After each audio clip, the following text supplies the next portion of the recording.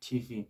Umbukelo khona ekhaya ake wenze into efiswa nguwe, wenze into ezokusiza unake indaba zabantu ukuthi abantu bathini ngeze kokusiza lokho umbukelo khona ekhaya, ngoba abantu wenza kahle bazokhuluma, wenza kabi bazokhuluma. Ake sibheke impilo yomuntu umbukelo khona ekhaya. Umuntu uhamba noNkulunkulu nedlozi, kokubili lokho umbukelo khona ekhaya kuyahambisana. Ayikho into estrong njengendlozi noNkulunkulu. Ukukhuluma nokwenza akufani. Ukukhuluma akubhadalelwa. Kuthiwa ukukhuluma kuyabhadalelwa, abantu abaningi ngabe bathulile ngayo abakhulumi. So into emahala abantu bayayithanda. So indaba zakho ukuthi izimahhala abantu bayazithanda mbukelo khona ekhaya. So ngithi mina umthandazi lamini, ake sibheke impilo yakho. Ufuna umsebenzi, ufuna umshado, ufuna ulotsholwa, ufuna kwakho umuzi, ufuna ukuthenga imoto, ufuna umsebenzi, ufuna ukuphila kahle, ufuna ukuphila kuhle esibhedlela, usejele, ufuna ukuphumela ngaphandle, ufuna impilo right. So mbukelo khona ekhaya, sukuma phansi, ungahlali phansi. Kumqotho mbukelo khona ekhaya impilo yakho uyilungiselele. Kunezinto esike siyibuke noma siyibuke kuma-social network, ubona abantu imingcwabo yabo emihle usengithi one day ngabe wami umngcwabo uyoba njani mina.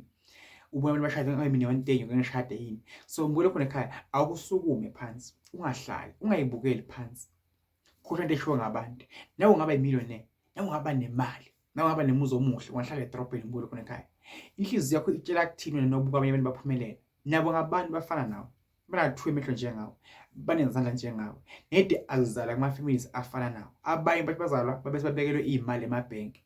Abanye bathi bazalwa baphuma esikolweni bafaka emsebenzini. Wena uyazama. Cala uyoceda emzini nabantu, uthola 50 rand nyana, 100 rand nyana, uzama ukufaka CV. Kwehlukene indlela mbukelo khona ekhaya ephumelela. So ngithi mbukelo khona ekhaya usuyibukela phansi. uNkulunkulu uyakubona, idlozi lakho liyakubona. Ake siyimisele lo nyaka lo mbukelo khona ekhaya. Ukhohlwe ngento eningi. Ungagive up, ungadubi, ungakwati. Beka umoya phansi, Nkosi ngisize. Nkosi ngisize. Last day ubonile ukuthi kisimza udlanga kahle, imali bongenayo ikosa awuyijoyinanga. Uzangibela imali ethenga impahla, uzangibela imali afford ukuthi ukwazi ukuthenga imoto. Manje sula manje iwaziwa ngithi mina iyamphumela mbukelo khona ekhaya. Kufuna icace manje ukuthi ngizophumelela. Uma kukwenzeka egroundini sagijima.